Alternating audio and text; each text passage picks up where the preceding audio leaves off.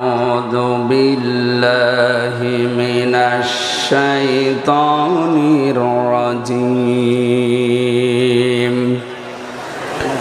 بسم الله الرحمن الرحيم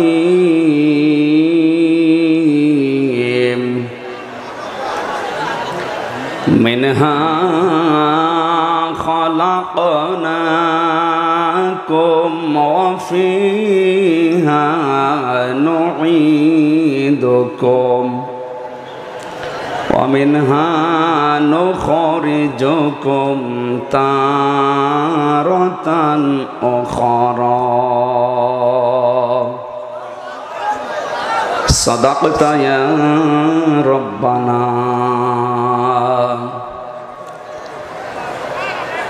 عن أبي هريرة رضي الله تعالى عنه قال قال النبي صلى الله عليه وسلم الدنيا سجن المؤمن وجنة الكافر رواه ابن ماجه. وقال تعالى في شان حبيبي إن الله وملائكته يصلون على النبي يا أيها الذين آمنوا صلوا عليه وسلموا تسليما. اللهم صل على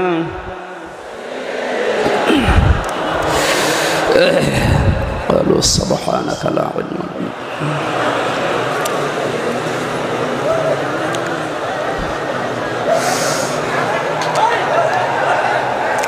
بلغ العلا بكماله كشف الدجى بجماله حسنت جميع خصاله صلوا عليه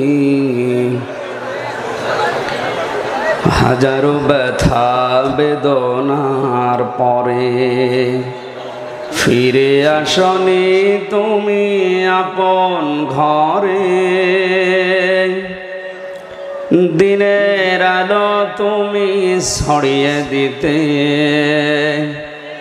চলে গেলে মদিনায় মক্কা ছেড়ে হে রাসূল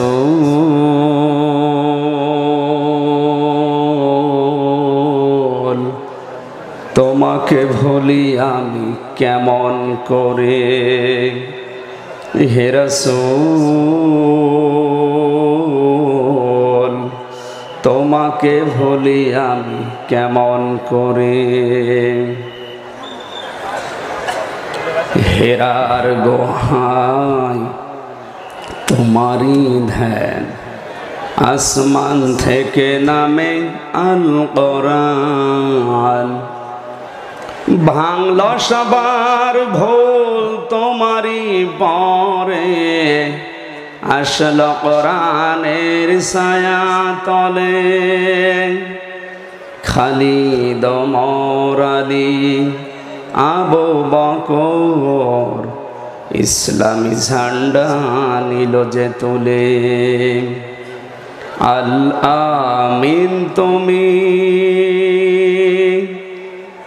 ছিলে চিরদিন সকল মানুষের তরে হে রাসূল তোমাকে ভুলি আমি কেমন করে। আলহামদুলিল্লাহ। বাংলাদেশের ঐতিহ্যবাহী জেলা খুলনা ফুলতলা থানার অন্তর্গত বেজেরডাঙ্গা আকিজ ফাউন্ডেশন কর্তৃক আয়োজিত 4 দিন ব্যাপী ঐতিহাসিক মহাবিশ্বের মহাবিস্ময় আমাদের মালিক আমাদের মনিব মহান রব্বুল ইজ্জাত ওয়াল জালালের মুখের পবিত্র বাণী কোরআনে কারীম তাফসীরুল কোরআন মাহফিলের সমাপনী রজনীর স্বনামধন্য সভাপতি বিশিষ্ট ইসলামী চিন্তাবিদ চিকিৎসক, গবেষক, শ্রদ্ধাভাজন ব্যক্তিত্ব জনাব ডক্টর শেখ মহিউদ্দিন আতালাল্লাহু উমরাহু ওয়া বারাকাল্লাহু ফি হায়াতি। জোরে বলেন আমিন। এ মাহফিলে এতক্ষণ পর্যন্ত যারা কথা রাখলেন, আল্লাহ রাব্বুল আলামিন আলেমদের কথাগুলো যেন আমল করার তৌফিক আমাদেরকে দান করেন। এখানে কথা বলেছেন আমার আগে মাওলানা আহিয়া তাকি। গত 3 দিন এখানে যারা কোরআনে কারীম থেকে আলোচনা রেখেছেন, প্রথম দিন ছিলেন মাওলানা আবুল বাশার হেলালি,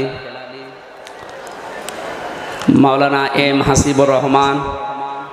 দ্বিতীয় দিন এখানে কথা রেখেছেন শাহজালাল বিজ্ঞান প্রযুক্তি বিশ্ববিদ্যালয়ের অধ্যাপক ডক্টর মাওলানা ফয়জুল হক। কথা রেখেছেন মাওলানা শায়েখ জামাল উদ্দিন। গতকাল যারা ছিলেন আন্তর্জাতিক খ্যাতিসম্পন্ন মুফাসসিরে কোরআন মাওলানা তারিক মানওয়ার। কথা রেখেছেন কাল মাওলানা লুৎফর রহমান। আলেমদের কথাগুলো আল্লাহর সঠিকভাবে বোঝার, আমল করার তৌফিক আমাদের ভিক্ষা দেন, আমিন। এ মাহফিল বাস্তবায়ন করার জন্যে যারা শ্রম দিয়েছেন, বিশেষ করে আকিজ ফাউন্ডেশন এবং তার পরিবারের সদস্য যারা, সবচাইতে বেশি খোঁজ খবর নিয়ে পর্যন্ত যিনি নিয়ে আসলেন, আকিজ পরিবারের সন্তান, বিশিষ্ট শিল্পপতি বড় ভাই জনাব আব্দুল মমিন দামাত বারকাতুহুমুল আলিয়া। জোরে বলেন আমিন। এই মাহফিল বাস্তবায়ন করার জন্যে বিভিন্নভাবে যারা সহযোগিতার হাত বাড়িয়েছেন, বিশেষ করে খুলনার মাননীয় এসপি মহোদয় জনাব শফিউল্লাহ আতালাল্লাহু উমরাহু ওয়া বারাকাল্লাহু ফি হায়াতি। জোরে বলেন আমিন। এই যে 3 কিলোমিটার পর্যন্ত আমি এখন আসলাম, যারা ফেরেশতাদের মতো গার্ড দিয়ে, ফেরেশতাদের মতো হবে না, ওই রকম ভাবে যারা গার্ড দিয়ে কোরআনের এই অনুষ্ঠান পর্যন্ত আমাদেরকে পৌঁছিয়ে দিলেন, প্রশাসনের এই সম্মানিত সদস্য ভাইরা, মা বাবা স্ত্রী পুত্র ছেড়ে যারা দেশ এবং দেশের দায়িত্ব পালন করে, আল্লাহ যেন তাদের এই দায়িত্ব ইবাদত হিসাবে কবুল করেন। মঞ্চে বসা আছেন আমার শ্রদ্ধাভাজন শ্বশুর মাওলানা সুলতান আহমেদ, অন্যান্য ওলামা একরাম, সামনে বসা মুসলমান ভাইরা, পর্দার আড়ালের সম্মানিতা মা এবং বোনেরা, প্রশাসনের ভাইরা, প্রাণ প্রিয় খুলনা যশোরবাসী, দল মত নির্বিশেষে কোরআনের অনুষ্ঠানে যারা আজকে ইবাদত মনে করে এসেছেন, খুশি হয়ে বলেন আলহামদুলিল্লাহ। কিয়ামতের ময়দানে সাক্ষী দেবে মানুষের পক্ষে বিপক্ষে 4টা। কয়টা? প্রথম নম্বরে আপনার মুখের উপরে আল্লাহ মোহর লাগিয়ে দেবে, সেলাই করে দেবে। আল্লাহ পাক বলেন আল-ইয়াউমা নাখতিমু আলা আফওয়াহিহিম ওয়া তুকাল্লিমুনা আইদিহিম ওয়া তাশহাদু আরজুলুহুম বিমা কানু ইয়াকদিবুন। সূরা ইয়াসিনের 65 নম্বর আয়াতে আল্লাহ ঘোষণা দিলেন, আজকের এই দিনে তোমার মুখের উপরে আমি আল্লাহ মোহর লাগিয়ে দেব। ওয়া তুকাল্লিমুনা আইদিহিম, তোমাদের হাত আমি আল্লাহর সাথে এখন কথা বলবে। খুলনাবাসী, এখানে হাত বলতে শুধুমাত্র আমাদের এই হাত না, এই হাত মানে ক্ষমতার হাত। আজকে যারা ক্ষমতায় আছে, এই ক্ষমতার হাত দিয়ে যারা এই তাফসীর মাহফিলটা অনুমতি দিয়ে আদায় করছে, কিয়ামতের দিন ওই ক্ষমতার হাত আল্লাহর সাথে কথা বলবে। আর যাদের ক্ষমতার হাত আল্লাহর কোরআনে বাধা দেওয়ার কাজে নিয়োজিত ছিল, কিয়ামতে ওই হাতও তার বিপক্ষে অবস্থান নেবে।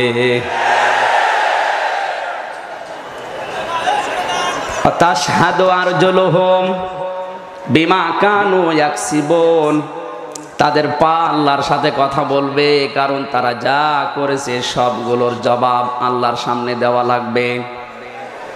আজকের এই আয়াত থেকে আমরা যেটা নিতে চাই, আমাদের এই হাত, বিশেষ করে এই হাত, ক্ষমতার হাত, টাকা পয়সার হাত, সম্মানের হাত, এগুলো আমাদের পা আল্লাহর দরবারে আমাদের বিপক্ষে যেন অবস্থান না নেয়। জোরে বলেন আমিন। দ্বিতীয় নাম্বার সাক্ষী হচ্ছে ফেরেশতাদ্বয়। আল্লাহ পাক বলেন কিরামান কাতিবিনা ইয়ালামুনা মা তাফআলুন। সূরা তাকবীরের ভেতরে আল্লাহ দিয়েছেন,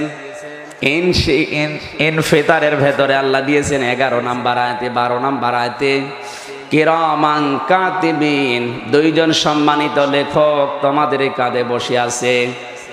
যা কিছু বলো, এমনকি ইশারা দিয়েও যা বলো ওইটাও লিখিত হয়ে যায়। মুখে কথা সব সময় বলা লাগে? জবাব দেন। ইশারায় কথা বলা যায় না? যারা ইশারা দিয়েও কোরআনের বিপক্ষে অবস্থান নিয়েছেন ওইটাও কিন্তু লিখিত হয়ে যাচ্ছে। না জানিয়ে সাক্ষী আপনার বিপক্ষে আবার জাহান্নামে যাওয়ার কারণ হয়ে দাঁড়ায় কিনা।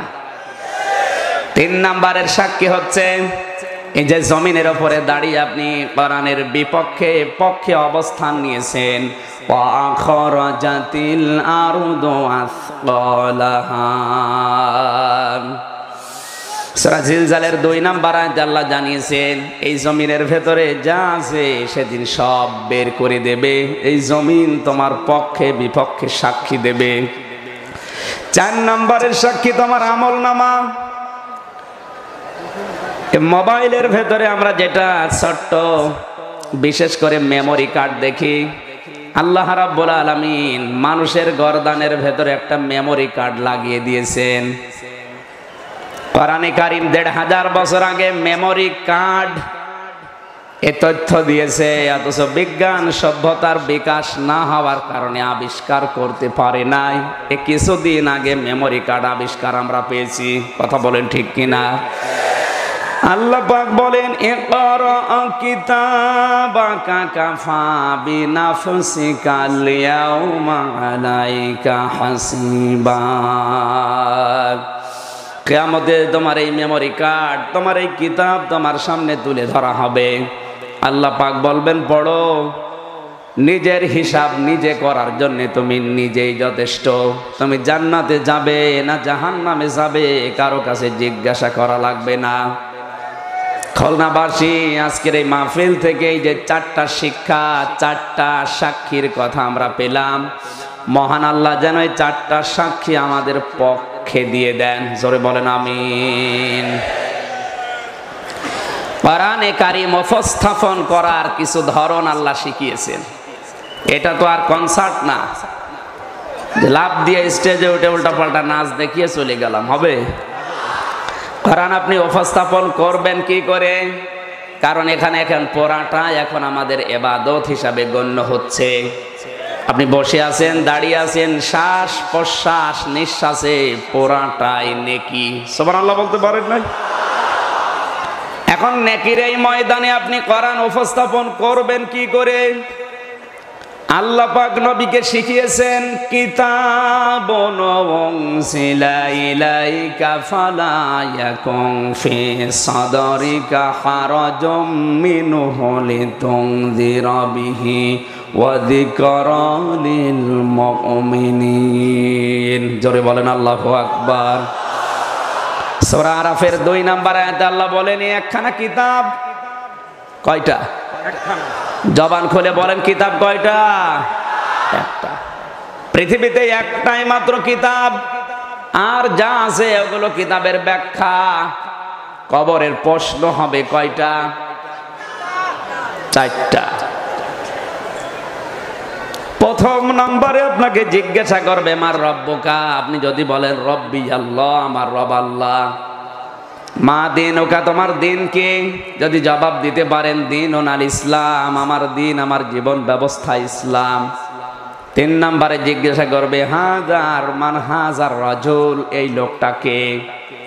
আপনি যদি বলতে পারেন হাযা নাবিয়্যুনা মুহাম্মাদুর রাসূলুল্লাহ সাল্লাল্লাহু আলাইহি সাল্লাম, ইনি তো আমাদের নবী মুহাম্মাদুর রাসূলুল্লাহ,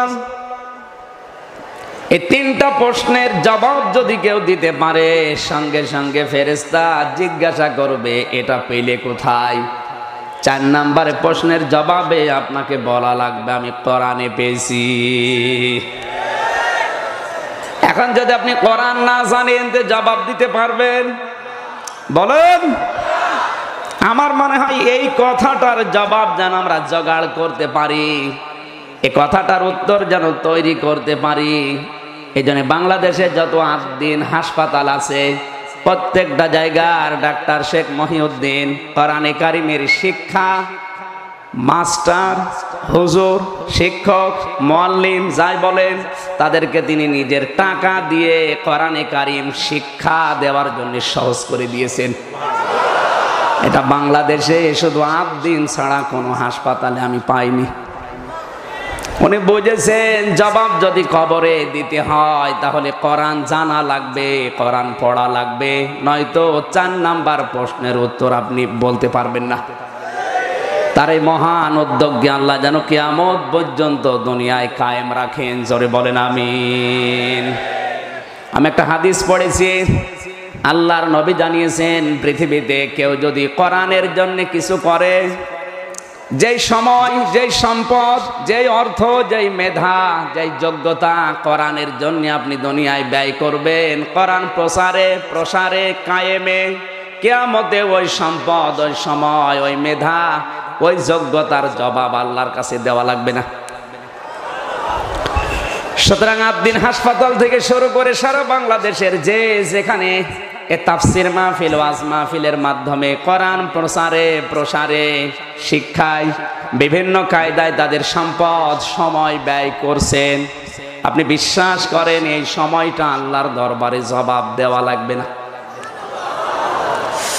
মুসাফির অবস্থায় আছে, লক্ষ লক্ষ মানুষ নিয়ে মুহূর্তে দোয়া করছি, মালিক কিয়ামতের ময়দানে আমরা দুনিয়ায় যতদিন বেঁচে আছি পুরা জীবনটায় কোরআনের পেছনে ব্যয় করার তৌফিক দাও, যেন তোমার সামনে দাঁড়িয়ে জবাব দেওয়াই না লাগে, জোরে বলেন আমিন। তাহলে কিতাব কয়টা বলেন? এই একখানা কিতাব আপনাকে দিয়েছি।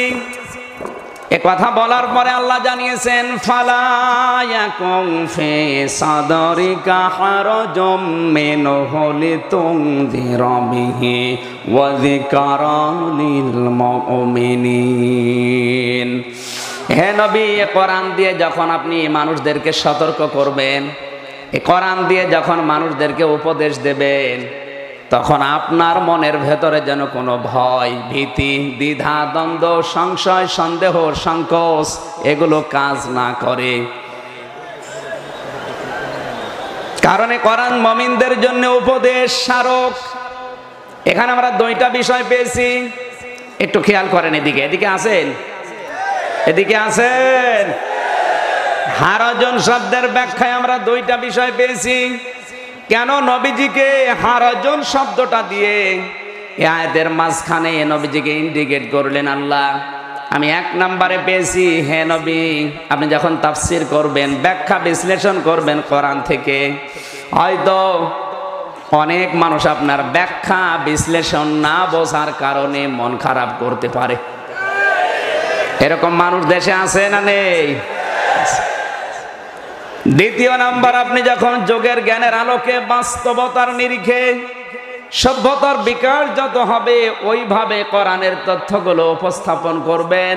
ওয়ালা ইয়াতুনাকা বিমাসালিন ইল্লা জিনাকা বিল হাক্কি ওয়া আহসানা তাফসীরা। সূরা ফুরকানের 19 নম্বর পারার 2 নম্বর পৃষ্ঠার 1 নম্বর লাইনে 33 নম্বর আয়াতে আল্লাহ জানিয়েছেন, হে নবী দুনিয়ার মানুষ যখন আপনার সামনে বিভিন্ন সমস্যা নিয়ে আসবে, আপনি কোরআনে কারীম দিয়ে বাস্তবতার সাথে মিলিয়ে ওগুলোর সমাধান বলে দেবেন। আপনি সুবহানাল্লাহ বাড়ি যেয়ে বলবেন। সুতরাং 1200 বছর আগে কি হয়েছে ওইটা না, এখন কি দরকার কোরআন দিয়ে ওইটা বলা লাগবে। কথা বলছেন? বিশ্ব নবীকে আল্লাহ জানিয়েছেন ওয়ালা ইয়াতুনাকা বিমাসালিন ইল্লা জিনাকা বিল হাক্কি ওয়া আহসানা তাফসীরা। একালিপ টান আছে, দিলেন টানটা। কারণ কোরআনে কারীম ১৫০০ বছর আগে নাজিল হওয়ার সময়ে তথ্য কোরআনে ছিল, হয়তো সভ্যতার বিকাশ না হওয়ার কারণে ওগুলো মানুষ জানে নাই। কিন্তু দিন যত যাবে মানুষের শরীরের ভেতরে এমন কিছু নিয়ম নীতি আছে, এমন কিছু তথ্য আল্লাহ লুকিয়ে রেখেছে। সানুরিহিম আয়াতিনা ফিল আফাকি ওয়া ফি আনফুসিহিম ইলা আখির আয়াত। সূরা হামিম সাজদার শেষের দিকে আল্লাহ জানিয়েছেন, হে নবী অতি শীঘ্রই আপনার শরীরের ভেতরে এবং দিক দিগন্তে যেগুলো ছড়িয়ে আছে এই তথ্যগুলো আমি আল্লাহ সভ্যতার বিকাশ যত ঘটবে মানুষের সামনে উপস্থাপন করে দেব। কারণ হচ্ছে কোরআনের যত তথ্য আমি আল্লাহ দিয়েছি এগুলো যেন সত্য প্রমাণ করতে পারি। জোরে বলেন সুবহানাল্লাহ। এই জন্য বিশ্বনবীকে আল্লাহ জানিয়েছেন, আপনি যখন সঠিকভাবে কোরআনের তাফসীর ব্যাখ্যা বিশ্লেষণ যুগের জ্ঞানের সাথে তুলে ধরবেন, তখন দেখবেন প্রচলিত সমাজের নিয়ম নীতির সাথে কোরআনের নিয়ম মিলছে না।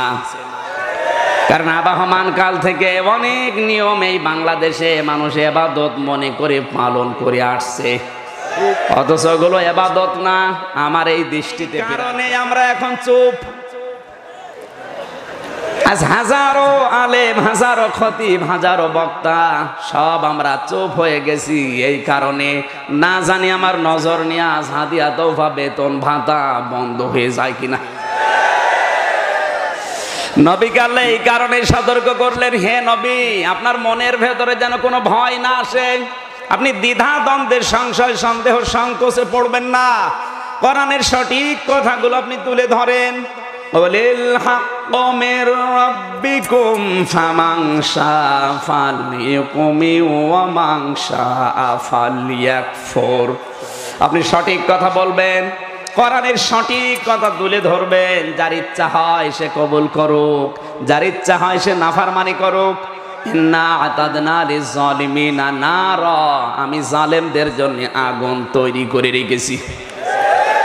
এই জন্য খুলনাবাসী আমাদের উচিত হবে, আমরা যারা আসি কোরআনের সঠিকটা তুলে ধরা, আর আপনার উচিত হবে ওই কথাগুলো শোনার পরে বাড়ি যেয়ে চিন্তা ভাবনা করা। কথা বুঝতেছেন?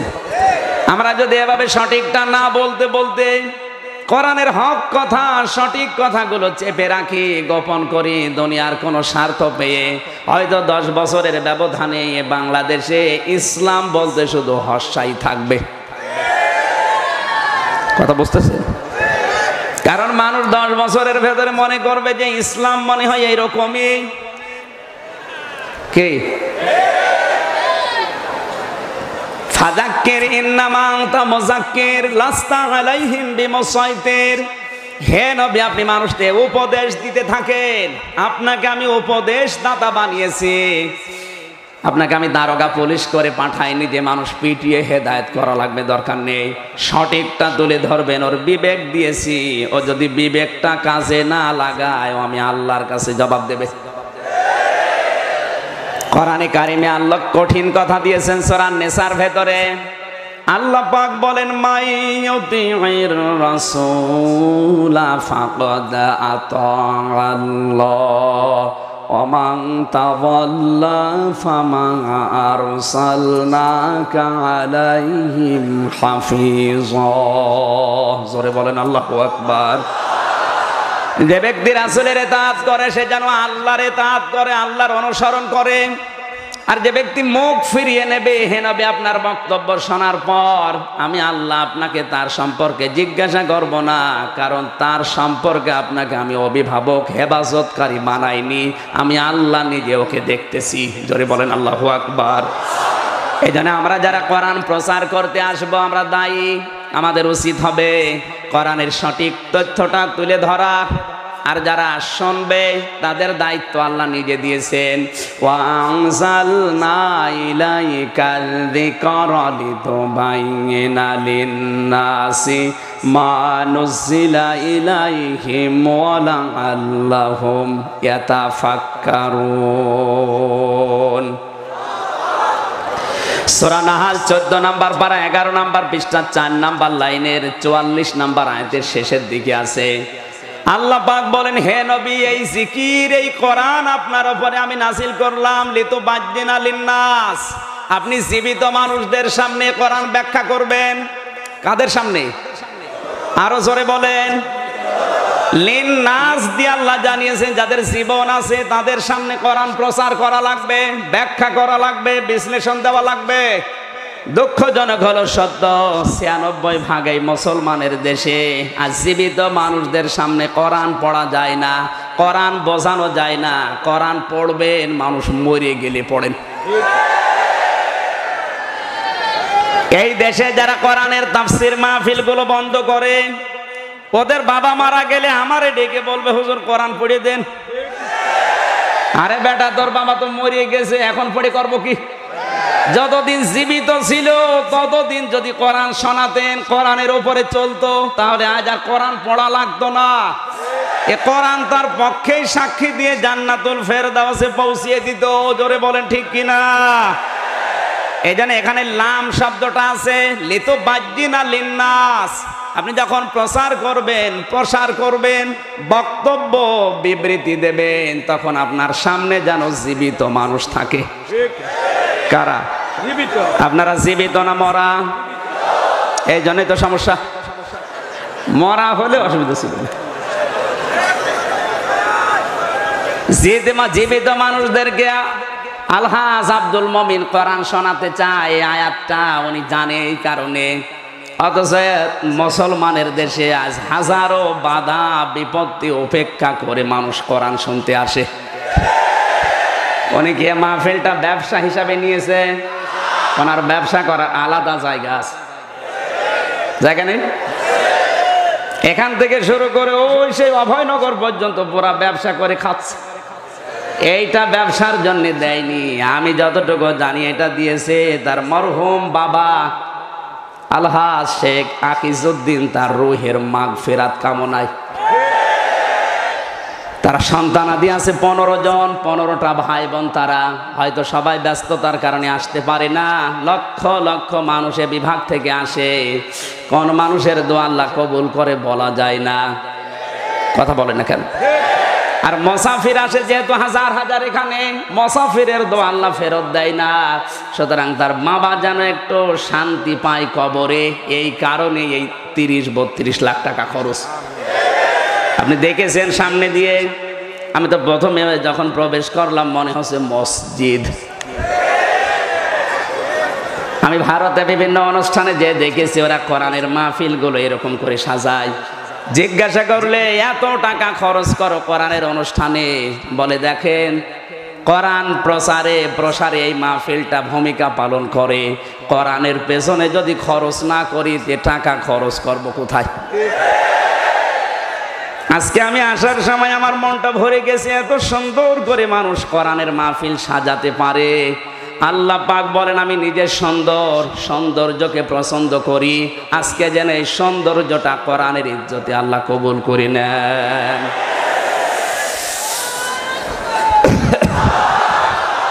কথা বোঝা লাগবে ভাই। আমরা যারা প্রচার করতে আসি, আমাদের সঠিকটা তুলে ধরা লাগবে। কি মরা মানুষের সামনে না জীবিত? সবাই বলেন। আর যারা শুনতে আসে তাদের দায়িত্ব কি? আল্লাহুম ইয়াতাফাক্কারুন। এই কথাগুলো শোনার পরে মস্তিষ্ক নিয়ে বাড়ি যাবেন, ঠান্ডা মাথায় চিন্তা ভাবনা করবেন যে আমির হামজা কি বলেছে কোরআন দিয়ে, আমি ওগুলো মানি কিনা। কথা বলেন না কেন? এই জন্য বিশ্ব নবীকে আল্লাহ কোরআন উপস্থাপন করার যে ধরন শেখালেন, আমরা ওই ধরনটা সামনে রেখে আজকে তাফসীর করতে চাই। আল্লাহ যেন তৌফিক দেন। জোরে বলেন আমিন। এই আয়াতের পরবর্তী আয়াতে আল্লাহর একটা তথ্য দিয়েছেন, একটু খেয়াল করে শুনুন। ইত্তাবিউ মা উনজিলা ইলাইকুম মির রাব্বিকুম ওয়া লা তাত্তাবিউ মিন দুনিহি আউলিয়া কলিলাম মা তাযাক্কারুন। চিৎকার করে বলেন আল্লাহু আকবার। একটু খেয়াল করে শুনবেন এটা। আল্লাহ পাক বলেন তোমরা সবাই মিলে অনুসরণ করো, নাকি আমাদের দুইজনকে বলেছে? কথা বলেন। তোমরা সবাই মিলে অনুসরণ করো মা উনজিলা ইলাইকুম মির রাব্বিকুম, তোমাদের প্রতিপালকের পক্ষ থেকে তোমাদের উপরে যেটা অবতীর্ণ করা হয়েছে। খুলনাবাসী আমরা সবাই জানি আমাদের মালিকের পক্ষ থেকে যেটা অবতীর্ণ হয়েছে আমাদের উপরে, তার নাম আরো জোরে বলেন। সুতরাং অনুসরণ করতে হবে কি একা একা না সবাই মিলে? হযরত ইব্রাহিম আলাইহিস সালামকে আল্লাহ পাক যেদিন আদেশ দিয়েছিলেন যে সন্তান জবাই করো, তিনি ইসমাইলকে নিয়ে জবাই করার জন্য মিনার ওই প্রান্তে দাঁড়িয়ে যখন জবাই করবেন, আল্লাহ সঙ্গে সঙ্গে ডাক দিয়েছিলেন ফালাম্মা আসলামা ওয়া তাল্লাহু লিল জাবিন ওয়া নাদাইনাহু আইয়া ইব্রাহিম। এখানে যাদের আলেম আছেন তাদেরকে বলছি ফালাম্মা আসলামা, 1 বছর না 2 বছর? 2 বছর। 2 বছর দিলেন কেন? আল্লাহ তাআলা বলেন ফালাম্মা, অতঃপর যখন আসলামা, দুইজনেই এগ্রি হয়েছে, রাজি হয়েছে আল্লাহর বিধান পালন করার জন্য, দুজনেই বাবার বেটা যখন এগিয়ে এসেছে তখনই আল্লাহর বিধান পালন করা তাদের দ্বারা সম্ভব হয়েছে। ইব্রাহিম আলাইহিস সালাম যদি বলতেন আমি আল্লাহর বিধান কায়েম করব, ইসমাইল নবী যদি বলতেন না আমি জবাই হব না, তাহলে আল্লাহর বিধান পালন করা হতো? কথা বলে না কেন? ইসমাইল নবী যদি বলতেন আমি জবাই হব, ইব্রাহিম নবী যদি বলতেন না আমার সন্তান একটা 80 বছর বয়সে পেয়েছি আমি জবাই করব না, আল্লাহর বিধান পালন করা সম্ভব হতো? ঠান্ডা মাথায় কথাটা বলেন তো। কেন তাফসীর মাহফিলে এই কথাটা তুলে আনি এবার বসেন? আজ অনেকেই মনে করে যারা টুপি মাথায় দেয়, দাড়ি মুখে রাখে, এরা চেষ্টা করলেই বাংলাদেশে ইসলাম মনে হয় কায়েম হবে। সম্ভব না। আল্লাহ আসলামা দিয়েছেন। এদেশে যারা দায়িত্বে আছেন, আমাদের বাবা, আমাদের অভিভাবক, বিশেষ করে এখন আমি হিসাব করেছি বাংলাদেশে 1734 জন মানুষ মেন দায়িত্বে আছে। আমাদের জননী প্রধানমন্ত্রী শেখ হাসিনা থেকে শুরু করে এই ফুলতলার উপজেলা চেয়ারম্যান পর্যন্ত 1734 জন মানুষ যখন ইব্রাহিম আলাইহিস সালামের ভূমিকায় অবতীর্ণ হবে, আল্লাহর বিধান কায়েম করতে চাই, আমরা 17 কোটি জনগণ যারা, আমরা যদি ইসমাইল নবীর ভূমিকায় অবতীর্ণ হয়ে যায় যে আমরা আল্লাহর বিধান কায়েম করতে সাহায্য করব, এই দেশে তখন ইসলাম কায়েম হতে আর দেরি হবে না।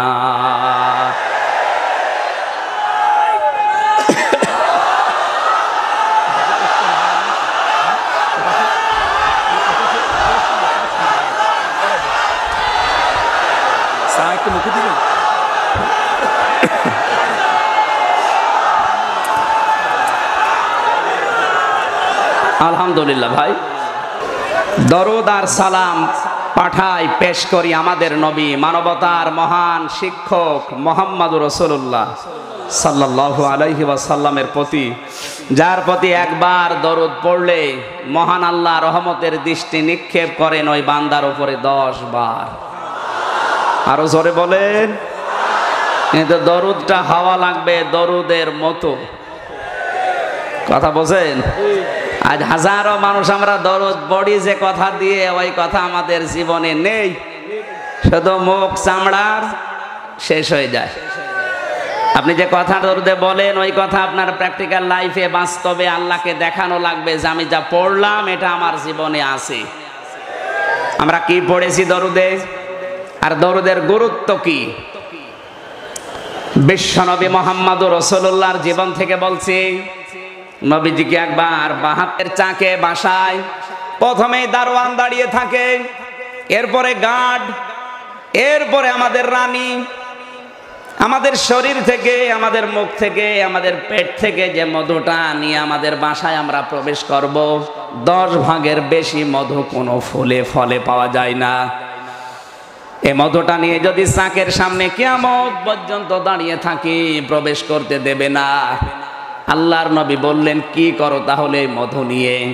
মৌমাছিরা জবাব দিচ্ছে, ইয়া রাসূলুল্লাহ, এই 10 ভাগ মধুমার মুখের উপরে নিয়ে মুহাম্মাদুর রাসূলুল্লাহর নামে একবার দরুদ পড়ি। সঙ্গে সঙ্গে মহান আল্লাহ 10 ভাগ মধুকে 100 ভাগ বানিয়ে দেন। যেই নবীর উপরে দরুদ পড়লে মৌমাছির মুখের মধু 10 থেকে 100 পর্যন্ত হয়ে যায়।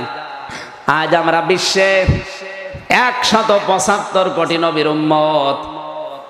সেই নবীর আদর্শ যদি আমরা মেনে চলি, আল্লাহর নবীর যে ঘোষণা, খায়রুল কুরুনি করনি, খায়রুল কুরুনি উম্মতি, খায়রুল কুরুনিন নাস, অবশ্যই তার বাস্তব প্রমাণ পাওয়া সম্ভব। আশা করছি কথার অর্থ আপনি বুঝেছেন।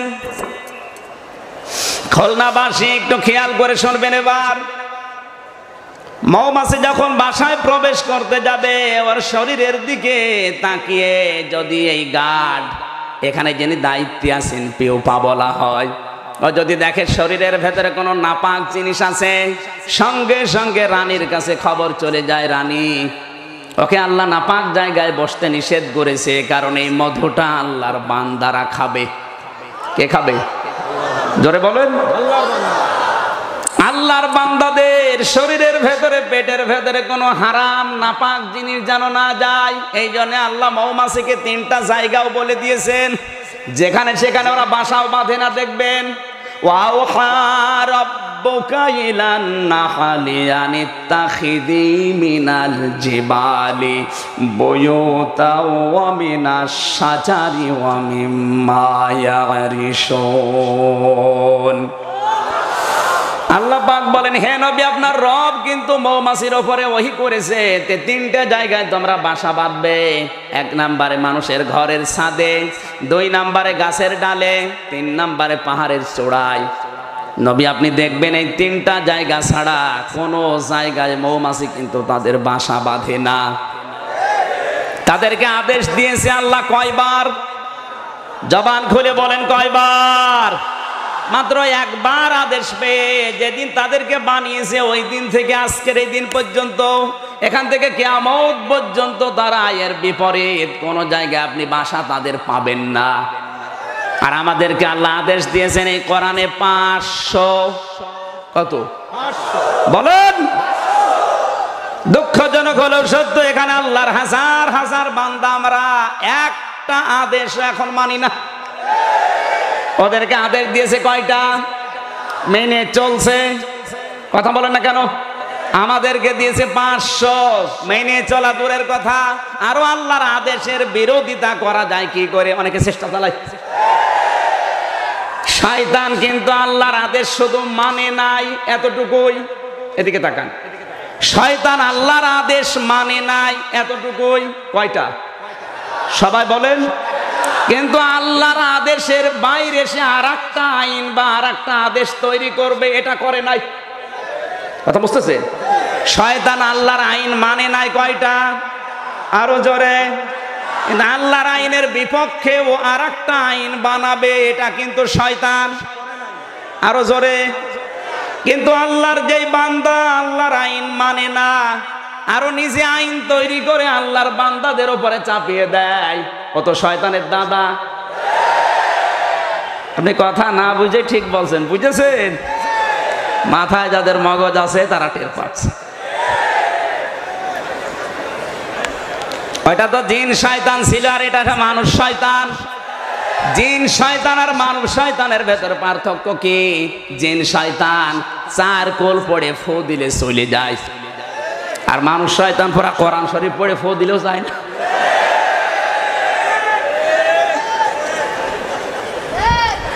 মৌমাছিরা একটা আইন পাওয়ার পরে যদি কিয়ামত পর্যন্ত ওইটাই মেনে চলে, আমাদের যাদের বিবেক আছে তাদেরকে বলছি, আপনি যদি আল্লাহর বান্দা দাবি করেন, 500 আইন আল্লাহ কোরআনে দিয়েছেন, আপনার কি একবারের জন্য একটু আফসোস হয় না, মালিক আমি তো একটাও মানতে পারি না? কথা বলে না কেন? নাপাক জিনিস আপনি বাসার ভেতরে নিয়ে যাবেন না, সঙ্গে সঙ্গে রানী আদেশ দেয় ওরে মেরে ফেল, ওরে আর ভেতরে আসা যাবে না, কারণ ওকে নাপাক জায়গায় বসতে ওর মালিক নিষেধ করেছে। কেন নাপাক জায়গায় বসলো? ওকে মেরে ফেল, ভেতরে আর আসতেই দেওয়া যাবে না। আল্লাহ রাব্বুল আলামিন যে বান্দাগুলো তোমার এই নাপাক কাজ করে, হারামি কাজ, অবৈধ কাজ করে, তাদেরকে তোমার হাতে ছেড়ে দিলাম, তুমি যা করবে করো, আর নিচে নামবো না। কথা বুঝতেছেন?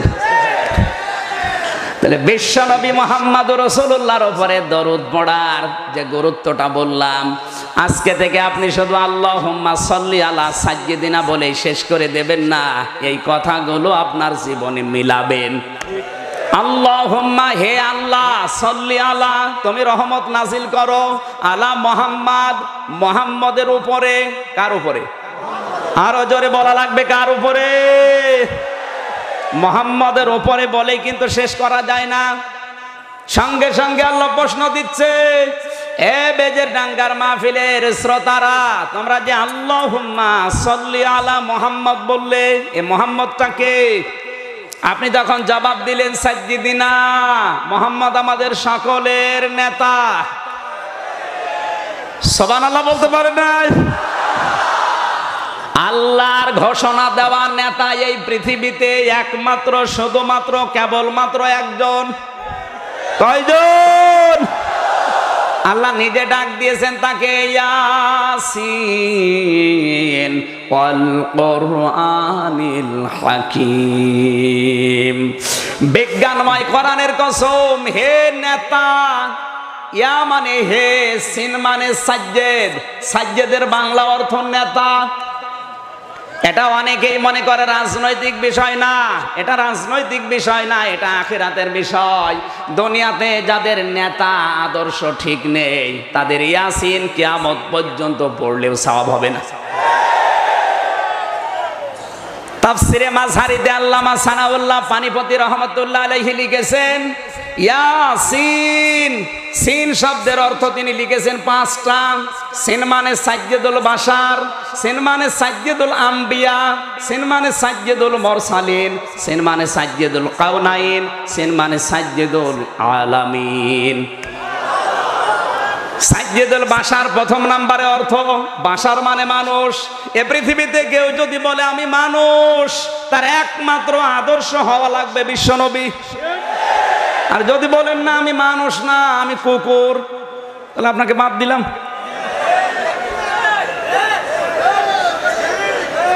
আপনি মানুষ দাবি করার পর আল্লাহর ঘোষণা দেওয়া নেতাকে আপনি মানেন না, আপনি মানুষের ভেতরে নেই, আপনি অন্য কিছু। এরকম কারা আছেন হাত তোলেন তো? আলহামদুলিল্লাহ, একজন আছে। আলহামদুলিল্লাহ ভাই, এই জবাব পরে দিন, তাকবীর দেওয়ার দরকার নেই, কথাগুলো আগে বোঝেন। আমি কি বানিয়ে বললাম এগুলো? কেন বললাম? ইয়াসিনের অর্থ, লূত আলাইহিস সালামের জামানার একটা আয়াত আমার সামনে, তার জীবনের একটা আয়াত আমার সামনে বারবার যেন কেমন নাড়া দেয়। সূরা আরাফের 8 নাম্বার পারা 20 নাম্বার পৃষ্ঠার 3 নাম্বার লাইনের 83 নাম্বার আয়াতটা।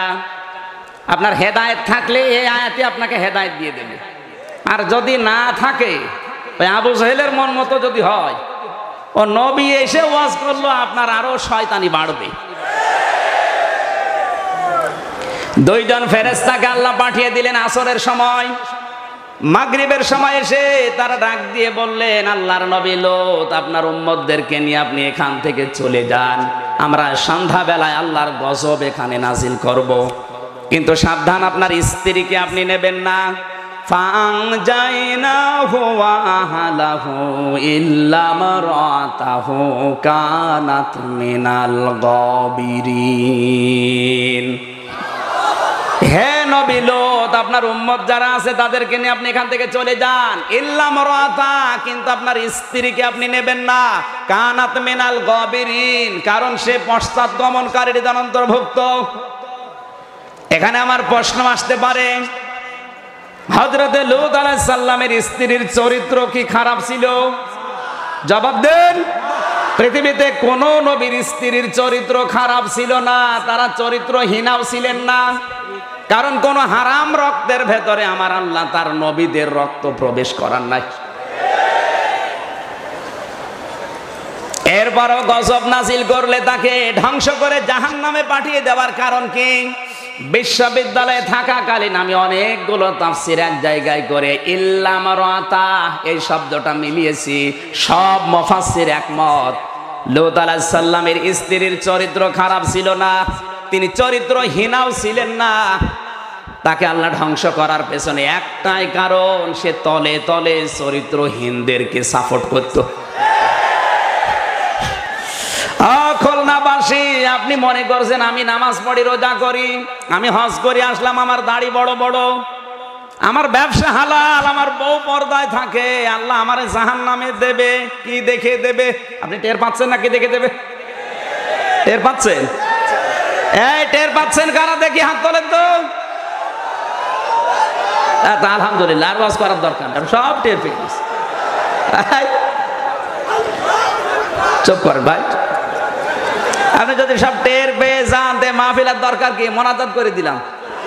না না, আপনি টের পেয়ে গেছেন। লূত নবীর স্ত্রী, দেখেন নবীর স্ত্রী, তার চরিত্র ভালো, চরিত্রহীন আসে না। শুধু তলে তলে চরিত্রহীনদেরকে সাপোর্ট করার পেছনে যদি তারে আল্লাহ জাহান্নামে দেয়, আপনি একটু ভাবেন তো, আপনি যাদের সাপোর্ট করেন ওর চরিত্র শয়তানের চাইতেও খারাপ। আমি আর নিচে নামলাম না, আপনার যদি মাথায় মগজ থাকে আপনি বুঝেছেন, আর যদি গোবর থাকে আপনার বোঝার দরকার নেই।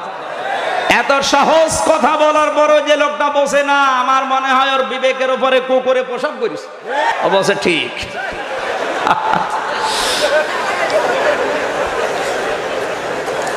তাহলে শুধু আল্লাহুম্মা সাল্লি আলা সাইয়্যিদিনা পড়লে হবে না, সাইয়্যিদিনা ঠিক করা লাগবে। এই কথা বলুন, সাইয়্যিদিনা ঠিক আছে? নেই। এরপরে মাওলানা, মাওলানা মানে আমির হামজা। কি মাওলানা? মানে অভিভাবক, গাইডলাইন দাতা, পথ প্রদর্শক। এই পৃথিবীতে ইসলামের পথ, জান্নাতের পথ একজন দেখিয়েছেন, তিনি আমাদের নবী মুহাম্মদুর রাসূলুল্লাহ। সুতরাং তার পথ বাদ দিয়ে কেউ যদি নতুন কোন পথ আবিষ্কার করে, আর ওই পথ যদি কেউ ধরে, যে আবিষ্কার করবে সেও জাহান্নামী, যে ধরবে সেও জাহান্নামী। ১৫০০ বছর আগে মসজিদে নববীতে বসে আল্লাহর নবী বললেন, সাতাফতারিকু উম্মতি আলা সাবিঈনা সালাসা, অতি শীঘ্রই আমার উম্মতের ভেতরে ৭৩টা দল বের হবে। কয়টা? আরো জোরে। জোর হলো না, আর একবার বলেন। খুলনাবাসী একটু খেয়াল করেন শব্দটা, নবীজির কথা ছোট, ব্যাখ্যা বেশি। সাতাফতারিকু উম্মতি, এক আলিফ টান আছে, এখানে বক্তব্যের আগে সিন আছে। নবীজি বললেন অতি শীঘ্রই আমার উম্মতের ভেতরে। কার উম্মত? আরো জোরে বলেন। আমার উম্মত, এক আলিফ টান দিয়ে নবীজি জানালেন আমার উম্মত মানে ইহুদি, খ্রিস্টান, বৌদ্ধ, হিন্দু। কি? আমার উম্মতের ভেতরে দল হবে ৭৩টা। তার মানে ইহুদি, খ্রিস্টান, বৌদ্ধ, মুশরিক সব বাদ। আমরা যারা আজ মুসলিম দাবি করছি এই বাংলাদেশে ৯৬% আমরা, আমাদের ভেতরে দল হবে কয়টা? কুল্লুহুম ফিন্নার, প্রত্যেকটা দল যাবে জাহান্নামে। ইল্লা ওয়াহিদা, একটা মাত্র দল বাদ দিয়ে। আপনার যে কথা শোনার পরে পশম খাড়া হয়ে যাওয়ার কথা, যে আমাদের ভেতরে দল ৭৩টা হবে, মাত্র এক দল জান্নাতে যাবে, আর বাকি ৭২ দল যাবে জাহান্নামে। আমি এখন ওই এক দলে আছি না ৭২ কাতারে পড়ে গেলাম? কথা বলছেন না কেন? এবার আপনি মেলান, আপনি কোন কাতারে আছেন? আল্লাহর নবী সঙ্গে সঙ্গে সাহাবীরা বললেন, কিলা ইয়া রাসূলুল্লাহি মান হিয়া, হে নবী ওই এক দলের পরিচয় কি? নবীজি বললেন, মান আলাইহি ওয়া সাহাবী, একালিপ করে টান আছে, মান আলাইহি ওয়া সাহাবী, যারা আমি নবী এবং আমার সাহাবীদের মত পথ চাল চলন নিয়ম নীতি যারা অনুসরণ করবে, এই মানুষগুলো এক কাতারে থাকবে, আর বাকি সবগুলো ওই 72 কাতার পড়ে যাবে। এবার আপনার কর্মজীবনে আপনি দেখবেন, আপনি কি নবীজির মতো সাহাবীদের মতো চাল চলন আচার ব্যবহার করেন, ব্যবসা বাণিজ্য রাজনীতি করেন, নাকি অন্য কারো মতো হয়ে যাচ্ছে? যদি বিশ্বনবী এবং সাহাবীদের বাইরে চলে যায়, আপনি যতই পাগড়িধারী হন, আপনি এই এক কাতারে নেই, আপনি চলে গেছেন ওই 72 কাতারের এক কাতারে।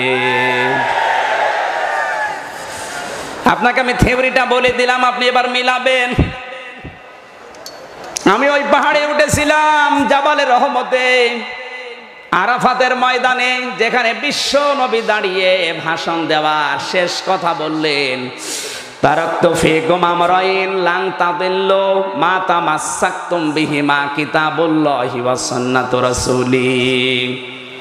ওই সময় তার সামনে সাহাবী ছিল 1,14,000। কত? 1,14,000 সাহাবীর সামনে নবীজি বললেন, আমি যে চলে গেলাম তোমাদের জন্য দুইটা জিনিস রেখে গেলাম, যদি আঁকড়িয়ে ধরতে পারো কোনোদিন পথভ্রষ্ট হবে না, কোনোদিন লাঞ্ছিত হবে না, না খেয়ে থাকবে না, মায়ের খাবে না, অপমানিত হবে না। তাদিল্লু শব্দের অর্থ 99টা হয়, কখনোই তোমরা লাঞ্ছিত হবে না, এজন্য গ্যারান্টি দিয়েছেন লাং। তাদিল্লু মজারে, বর্তমান ভবিষ্যৎ, প্রেজেন্ট ফিউচার, এর আগে লাং দিয়ে জানিয়েছেন কখনোই তোমরা না খেয়ে থাকবে না। কে বলছেন? বিশ্বনবীকে। কি রেখে গেলাম? একটা কোরআন আর একটা আমার সুন্নাহ। আমার প্রশ্ন, খুলনাবাসী, নবী যখন এই বক্তব্য দিচ্ছিলেন তখন তার সামনে সাহাবী কত বলেন? আবু বকর ছিল না? হযরত ওমর ছিল না? বলেন। যাদের নাম বললাম এরা তো ডাইরেক্ট আল্লাহর জান্নাতের গ্যারান্টি প্রাপ্ত মানুষ। নবীজি কি বলতে পারতেন না যে এই যে আবু বকরকে রেখে গেলাম, একে যদি অনুসরণ করো তোমরা জান্নাত পেয়ে যাবে? বলতে পারতেন না? বলেন না কেন? বলেছিলেন। কি বললেন? আমি কোরআন আর আমার সুন্নাহ রেখে গেলাম, এখান থেকে তো আপনি কিছু নিয়ে যেতে পারেন। 1,14,000 যারা সবাই আল্লাহর জান্নাতের 10 জন তো জান্নাতের গ্যারান্টি প্রাপ্ত মানুষ তার সামনে বসেই ছিল, এরপরেও নবীজি কারো নাম বলেননি। অথচ আজ এই দেশে 48,000-এর উপরে পীর। আমি পীর বিরোধী না, হক্কানি আল্লাহর ওলি যারা মুআল্লিম, যারা শিক্ষক, যারা, আমি তাদের পক্ষে আছি। কিন্তু পীরের নামে আজ যারা ভণ্ডামি করে খাচ্ছে, অবশ্যই তাদের মুখোশ খুলে দেওয়া লাগবে। এদেশের হাজারো যুবকেরা, এই কথা বোঝেন আগে, এদেশের হাজারো যুবক আজ তাফসীর শুনে বুঝে ফেলেছে যে জীবনের টাকা পয়সা খরচ করব কোথায়। 1,500 বছর আগে আমার আল্লাহ জানিয়েছেন, ইয়াসআলুনাকা মাযা ইউনফিকুন কুল মা আনফাকতুম মিন খায়রিন ফালিল ওয়ালিদাইনি ওয়াল আকরাবিন। জোরে বলেন আল্লাহু আকবার। সূরা বাকারা 2 নম্বর পারা 12 নম্বর পৃষ্ঠা 13 নম্বর লাইনের 215 নম্বর আয়াত প্রথম অংশে পাবেন। আল্লাহ পাক বলেন, হে নবী, মানুষ যদি প্রশ্ন করে যে আমি টাকা পয়সা এতদিন কামাই, উপায়, ইনকাম শিখি নাই, কিন্তু এখন আমি ইনকাম করি, আমার এই প্রথম ইনকাম আমি দেব কোথায়? আমার জীবনের এই টাকা আমি খরচ করব কোথায়? আল্লাহ পাক বলেন, হে নবী, এবার আপনি বলেন, এই পৃথিবীতে ভালো ভালো কাজে তোমার টাকা খরচ করো। ভালো কাজ কোনটা? কোন পীর সাহেব ব্যাখ্যা দিলে হবে না, এই ব্যাখ্যা দিচ্ছে সরাসরি কে? আল্লাহ বলেন, ফালিল ওয়ালিদাইনি, তোমার টাকা যদি খরচ করার প্রথম ইনকাম করে কাউকে দিতে চাও, সেটা তোমার মায়ের জন্যে। কার জন্যে? আজ বাংলার হাজারো যুবকেরা এই আয়াতের তাফসীর শুনে যখন বুঝেছে যে জীবনের প্রথম ইনকামের টাকা আমার মায়ের জন্য খরচ করা লাগবে, ওই ভণ্ড পীরকে খাওয়ানো আর ছাগলকে খাওয়ানো সমান। হ্যাঁ, কথা বলে না কেন? ছাগলকেও খাওয়ালেও সওয়াব হবে, কিন্তু ইসলাম নিয়ে আজ যারা এই বান্দরামি করছে ওদেরকে খাওয়ালে আরো গোনা হবে। ওরা যখন জেনে ফেলেছে যে আমার ব্যবসা মাঠে মারা যাচ্ছে, তখন তারা বিভিন্ন নাম দিয়ে তাফসীর মাহফিল বন্ধ করে দেয়। আমাদের নামে যদি এখন চালায় যে উনি রাজাকার ছিল, শয়তানও বিশ্বাস করবে না, এজন্য ওই নাম এখন আর দিচ্ছে না। এখন বলছে উনি পীর বিরোধী। আমি তো পীর বিরোধী না, আপনি পীরের নামে ব্যবসা করে খাবেন কোন কারণে? আমার আল্লাহ শিখিয়েছে আমার জীবনের প্রথম টাকা আমার খরচ করা লাগবে মায়ের জন্যে, বাবার জন্যে। এই কথা বলে না কেন? কারণ বড় পীর বসে আছে আমার বাড়িতে, এ লোকটার জন্যে সব চাইতে বড় পীর ওনার মা, এরপরে ওনার বাবা, এরপরে ফালিল ওয়ালিদাইনি ওয়াল আকরাবিন। আল্লাহ তাআলা দ্বিতীয় সিরিয়ালে দিয়েছেন তোমার নিকটবর্তী যারা, নিকট আত্মীয়র ভেতরে মানুষের সব চাইতে নিকটে হচ্ছে তার স্ত্রী। এই কথা বলে না কেন? এই জন্য আপনি যদি খরচ করতে চান মার বাবার পরে আপনার স্ত্রীর জন্য করা লাগবে। মা বোন যারা এসেছেন আপনার পেছনে খরচ করার জন্য আল্লাহ তাকে ইঙ্গিত দিচ্ছেন, হে বান্দা তোর টাকা পয়সা প্রথমে মা বাবা, এরপরে আরো জোরে বলো। আমাদের এখন আর স্ত্রীর পেছনে খরচ নেই, আছে?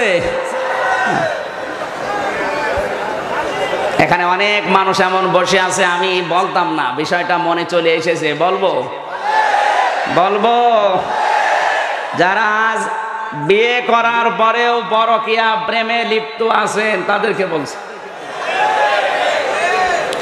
এরকম কেউ যদি থাকেন আপনি এই মুহূর্তে থেমে যান। পরকীয়া প্রেম যারা করে তাদের 6টা শাস্তি আল্লাহ, দুনিয়ায় 3টা, আখিরাতে 3টা নিজে দেবেন। জোরে বলেন নাউজুবিল্লাহ। 1 নম্বরে আপনার চেহারার উজ্জ্বলতা নষ্ট হয়ে যাবে, 2 নম্বরে আপনার আয়ুষ্কাল কমে যাবে, 3 নম্বরে অভাব আপনাকে ঘিরে ধরবে, মরণের পরে আল্লাহ নিজে আপনার উপরে রেগে থাকবেন, আমল নামা পড়তে দেবে, আপনি লজ্জা পাবেন। 5 নাম্বার 6 নম্বরে বিনা হিসাব বিনা বিচারে আপনাকে আল্লাহ জাহান্নামে দিয়ে দেবে। এরপরেও যদি কেউ এই লাইন না ছাড়েন, আমার আর কিছু বলার নেই। কারা কারা এই কাজ ছেড়ে দেবেন হাত তোলেন তো। তুমি লাইন করো, কথা বলার দরকার। ও দাড়ি মুখে নিয়ে যদি লাইন করে, আশা করছি লাইনে যারা আছেন, আমি জানি এখানে হাজারো মানুষ এরকম বসে আছে। এই নাম ধরা লাগবে, নাম ধরবো। যারা আছেন এই মুহূর্তে বাদ দেওয়া লাগবে, এক্ষুনি থেমে যান। কোন মহিলা যদি এরকম লাইনে থাকেন ওখান থেকে আজ ডিলিট করে দেন। কোন পুরুষ মানুষ যদি এরকম লাইনে থাকেন এই মুহূর্তে তালাক দেন। রাজি আছেন? যারা রাজি আছেন তারা হাত তোলেন। এই তো বোঝা যাচ্ছে এলাকায় এসব চলছে। আল্লাহ হেফাজত করুন, জোরে বলেন আমিন। সম্মানিত ভাইরা, এই জন্য ইসলামের পথ আমাদেরকে শুধুমাত্র দেখিয়েছেন বিশ্বনবী কে। এই জন্য খরচ করতে হলে আল্লাহর নির্ধারিত দেখানো পথ, মা বাবা স্ত্রী সন্তান প্রতিবেশী, এরপরে সিরিয়াল হিসাবে আপনি যাকে দেন।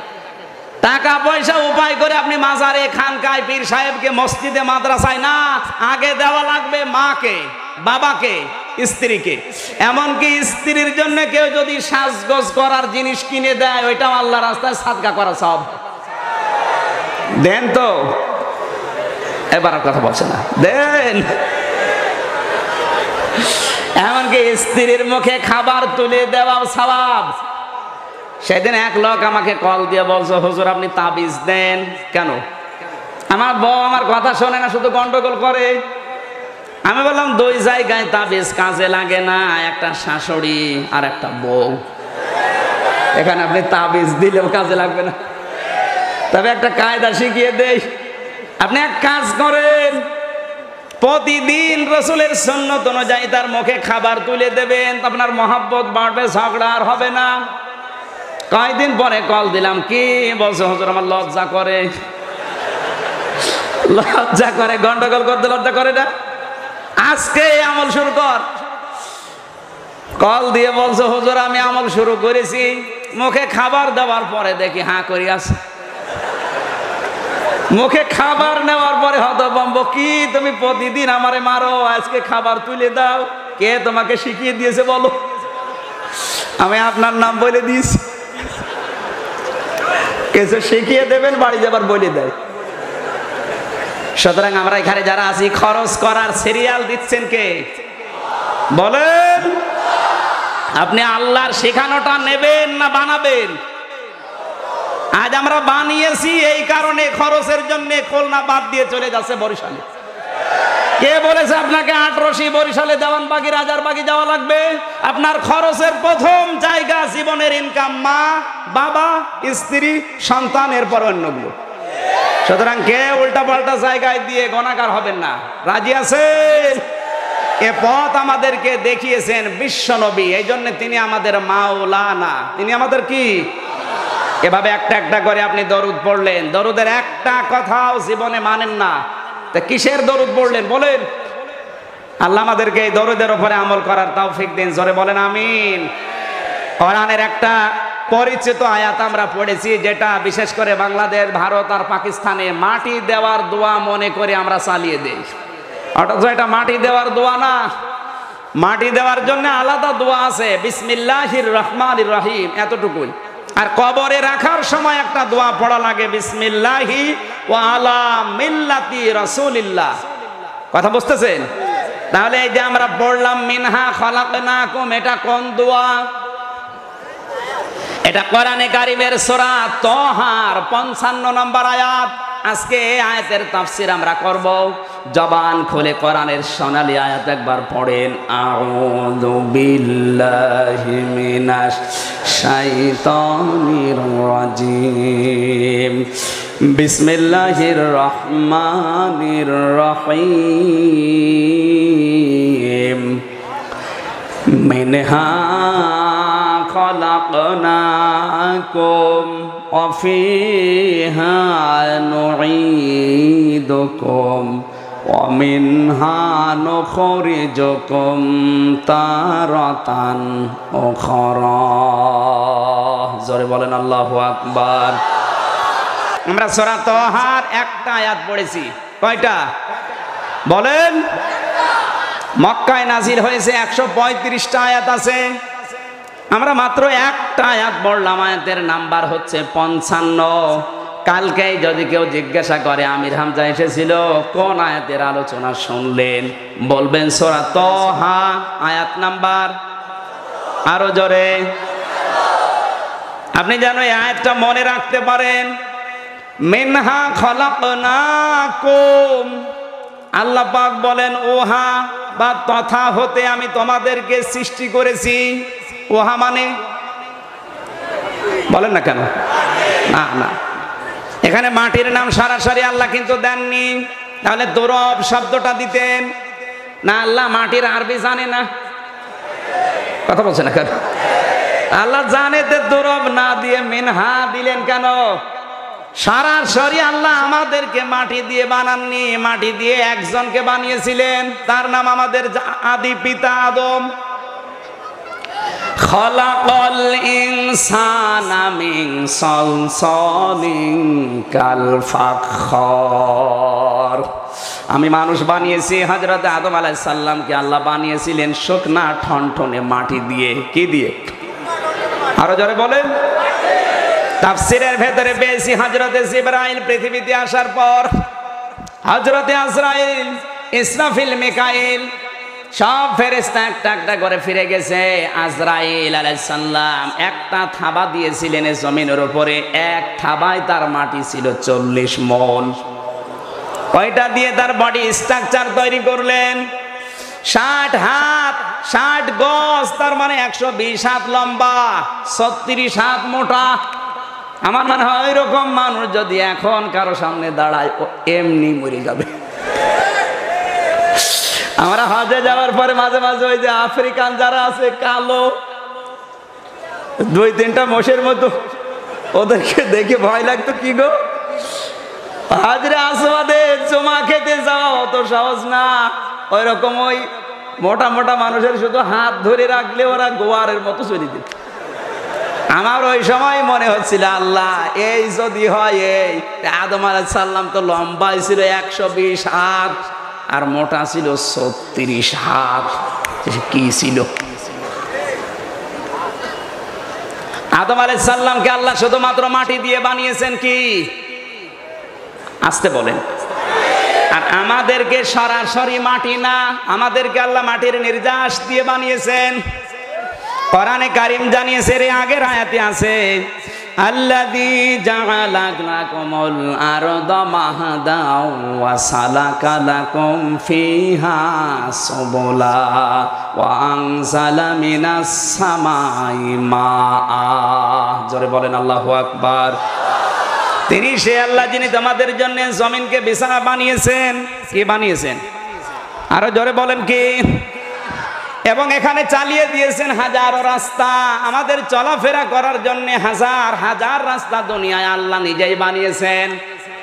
এই বাংলাদেশে যত রাস্তা সব যদি মানুষের বানানো লাগতো সম্ভব হতো না। কথা বলছেন এখানে? তাও তো এই দেশের সমতল পাহাড়ি এলাকায় যাবেন যে রাস্তাগুলো, আল্লাহ রাব্বুল আলামিন বলেন সালাকা লাকুম ফিহা সুবুলা, এই জমিনকে বিছানায় শুধু বানাইনি, হাজার হাজার রাস্তা আমি আল্লাহ বানিয়েছি। শুধু খুলনা যশোরের এই হাইওয়ে মহাসড়ক না। কথা বলেন এখানে? সালাকা লাকুম ফিহা সুবুল না দিয়ে সাবিল না দিয়ে সুবুলা দিয়েছেন। হাজার হাজার রাস্তা আমি আল্লাহ বানিয়েছি তোমাদের চলাফেরা করার জন্যে। ওয়াংসালা মিনাস সামাই মা, আর আকাশ থেকে আমি আল্লাহ বৃষ্টি নাজিল করি, পানি নাজিল করি। ফাখরাজনা বিহি আজওয়াজাম মিন নাবাতিন শাত্তা, এই পানির মাধ্যমে দুনিয়ার ভেতরে আমি আল্লাহ ফল ফলাদি ফসলাদি শস্য ক্ষেত উৎপন্ন করি। কুলু ওয়ারাউ আনআমাকুম, এগুলো তোমরা নিজেরা খাও, আর তোমাদের গবাদি পশুকে এখানে চারণ ভূমিতে চড়াও। তোমরা নিজেরা খেয়ে চারণ ভূমিতে তোমাদের গবাদি পশুগুলো চড়িয়ে ওদের গোশতগুলো পানাহার করো, ওদের গোশতগুলো তোমরা খাবার হিসাবে খাও। এগুলো দিয়ে তোমাদের বীর্য তৈরি হয়, রক্ত তৈরি হয়, তোমাদের গোশত তৈরি হয়। এইটা আমি আল্লাহ বাবার স্ফলিঙ্গ দিয়ে দ্রুত গতিতে মায়ের রেহেমের ভেতরে জমা করে 4টা জিনিস বানাই। জোরে বলেন আল্লাহু আকবার। এই যে মিনহা খলাকনাকুম, তোমাদেরকে আল্লাহ বানিয়েছেন উহা হতে। কি হতে? উহা কি?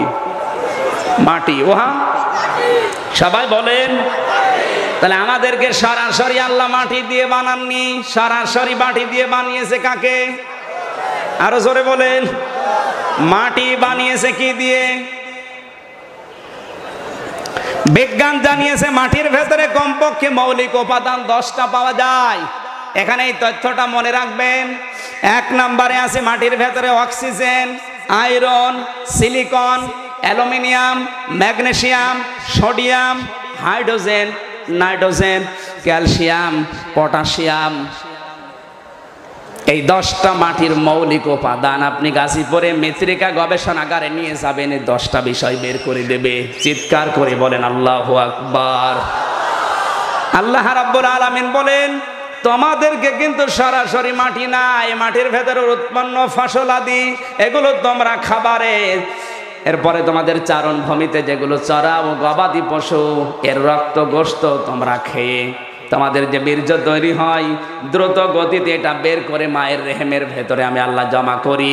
4টা জিনিস ওখানে তৈরি হয়। কয়টা? চুল, রগ, হাড় আর পর্দা। বা মায়ের রেহেমের ভেতরে যে নাপাক পানি আছে এটা দিয়ে আল্লাহ আরো 4টা জিনিস বানায়, রক্ত, গোশত, চর্বি আর চামড়া। এই 4 4 8টা জিনিস যখন এক হয় আল্লাহ পাক বলেন আমার নাম যেহেতু রব, এই রব নামের খাতিরে আমি আল্লাহ 5টা জিনিস বান্দাকে দান করি। وَجَعَلَ لَكُمُ السَّمْعَ وَالْأَبْصَارَ وَالْأَفْئِدَةَ إلى آخر আয়াত।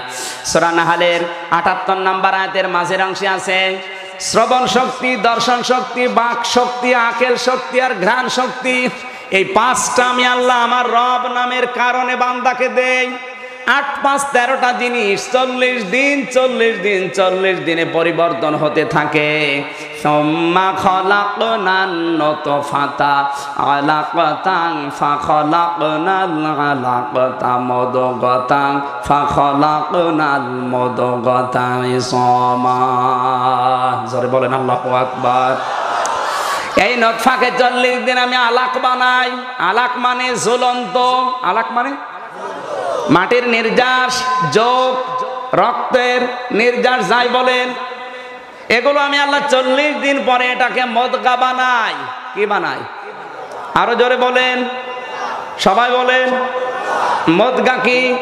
এই বিষয়টা ক্লিয়ার না থাকার কারণে আমাদের এই দেশে হাজারো মানুষ ভণ্ড পীরেরা এই শব্দটা নিয়ে ব্যবসা করে খাচ্ছে। হ্যাঁ, যারা আছেন একটু খেয়াল করে শোনেন। বলবো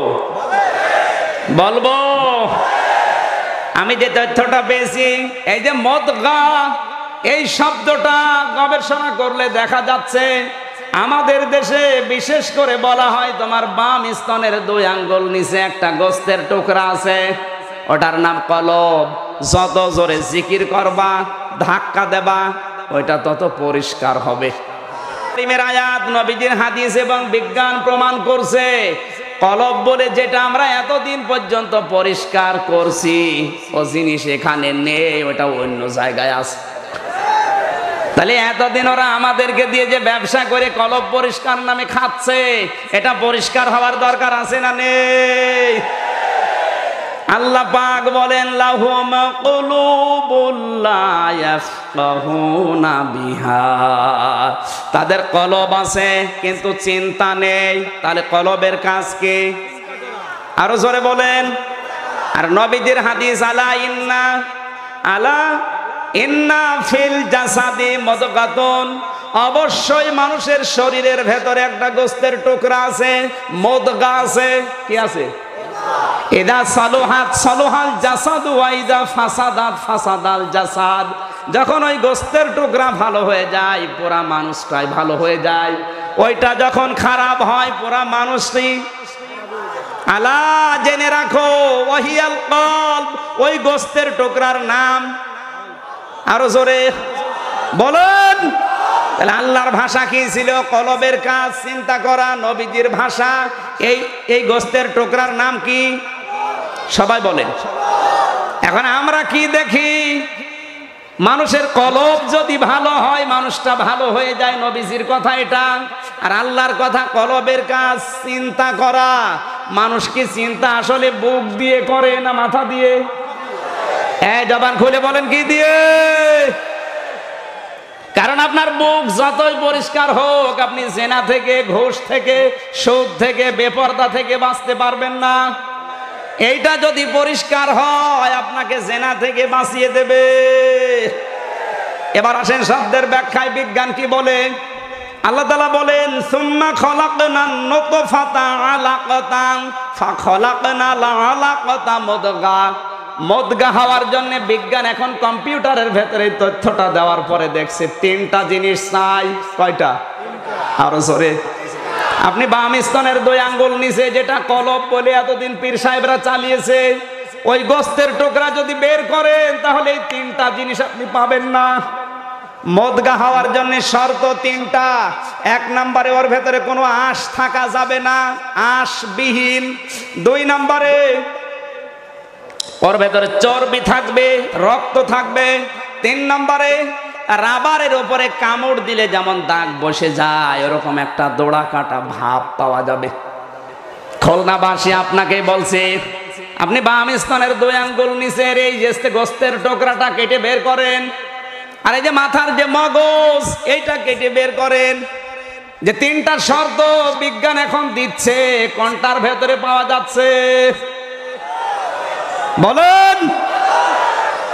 এখানে যেটা আছে এর ভেতরে তো রক্ত আছে, চর্বি আছে, দোড়া কাটা ভাব ও গোস্তের ভেতরে পাওয়া যায়, কিন্তু কোন গোস্ত শরীরে নেই যেখানে আঁশ নেই। আছে? বলেন না কেন? কিন্তু এই জায়গায় যেটা আছে এর ভেতরে দোড়া কাটা ভাব পাবেন, চর্বি পাবেন, রক্ত পাবেন, এমনকি কোনো আঁশ এখানে। আপনার বিশ্বাস হচ্ছে না? তাহলে মুরব্বী মানুষের মাথা ফাটান, ও তো এমনি মরে যাবে, ওনার মাথা ফাটিয়ে দেখেন তো এখানে পাওয়া যায় কিনা। ওনাদের রাগ আছে যে এতদিন আমরা কলব পরিষ্কারের নামে কত মানুষকে ধোঁকা দিয়ে বোকা বানিয়ে ব্যবসা করে খাচ্ছি, আরে কোরআন দিয়ে হাদিস দিয়ে বিজ্ঞান দিয়ে একই বলে, এই জন্য ওরা এখন আমাদেরকে শত্রু মনে করে। কথা বলেন না কেন? তাছাড়া কোন কারণে আপনি শত্রু ভাবেন আমাদেরকে বলেন? সঠিক কথাটা তুলে ধরার দায়িত্ব আল্লাহ আমাদেরকে দিয়েছেন, আমরা পালন করব। আর আপনার দায়িত্ব এই কথা নিয়ে বাড়ি যেয়ে চিন্তা ভাবনা করা। আপনি যদি একটু চিন্তা করেন দেখবেন ওদের হাজার হাজার ভণ্ড পীরের ব্যবসায় বাংলাদেশে বন্ধ হয়ে গেছে। কথা বলেন ঠিক কিনা? আমি আপনাকে আরো গবেষণার জন্য জানালাম, আপনি গবেষণা করেন। আল্লাহ রাব্বুল আলামিন বলেন 41 দিন অন্তর অন্তর যখন পাল্টিয়ে যায়, আমি আল্লাহ পাক তখন ওর আকৃতি তৈরি করে নিছে। কে? আরো জোরে বলেন কে? ওয়াল্লাযী ইউসাউবিরুকুম ফিল আরহামি কাইফা ইয়াশা। তিনি সে আল্লাহ যিনি মানুষের আকৃতি মায়ের রেহেমের ভেতরে নিচে তৈরি করেন। জোরে বলেন আল্লাহু আকবার। এই জন্য আমাদের যে মুখের আকৃতি এটা আল্লাহ নিজে বানিয়েছেন। ইয়াখলুকু মা ইয়াশা ইয়াহাবু লিমান ইয়াশাউ ইনাসা ওয়া ইয়াহাবু লিমান ইয়াশাউ যুকুর। আল্লাহ পাক বলেন আমি তৈরি করি কাউকে কন্যা কাউকে পুত্র। প্রথমে আল্লাহ কন্যার নাম দিয়েছে। কার নাম? আরো জোরে বলেন। কন্যার নাম দিয়ে আল্লাহ জানাতে চেয়েছেন এই পৃথিবীতে যে মহিলার প্রথমে কন্যা সন্তান হয় ওটা আমি আল্লাহর কাছেও প্রিয়। সুবহানাল্লাহ বলতে পারেন নাই? হাদিস এসেছে যেই ঘরে একটা কন্যা সন্তান সর্বপ্রথম আসে সঙ্গে সঙ্গে রহমতের ফেরেশতা 4 জন হাজির হয়ে যায়, ওর মাথার উপরে হাতটা দিয়ে সান্ত্বনা দেয় আর দোয়া করে এই দুর্বল দেহটা একটা দুর্বল দেহ থেকে এসেছে, এই মেয়েটার উপরে যারা 4টা দায়িত্ব পালন করবে কিয়ামত পর্যন্ত ওই মা বাবার উপরে আমার আল্লাহর দয়া রহমত সাহায্য থাকবে। জোরে বলেন আল্লাহু আকবার। যাদের মেয়ে আছে আপনি এবার চিন্তা করে মিলান, আপনি শুধু দুনিয়ায় আল্লাহর রহমত দয়া সাহায্য না, কিয়ামত পর্যন্ত আপনি পাবেন। 1 নম্বরে ওই মেয়েটা সে সুন্দর একটা নাম রাখবে, 2 নম্বরে তার পেছনে খরচ করবে, 3 নম্বরে তাকে দ্বীনের শিক্ষা দেবে। কিসের? আরো জোরে বলেন কিসের? আজ এই দ্বীনের শিক্ষাটা মেয়েদেরকে ছেলেদেরকে না দেওয়ার কারণে একটা সন্তানের কাছে তার মার বাবা যে কি এটা আমরা অনেকে জানি না। কথা বলেন না কেন? হাজার হাজার সন্তান আজ আমরা মা বাবা যে কি এই জ্ঞান না থাকার কারণে মা বাবাকে বৃদ্ধাশ্রমে পর্যন্ত রেখে আসতেছে।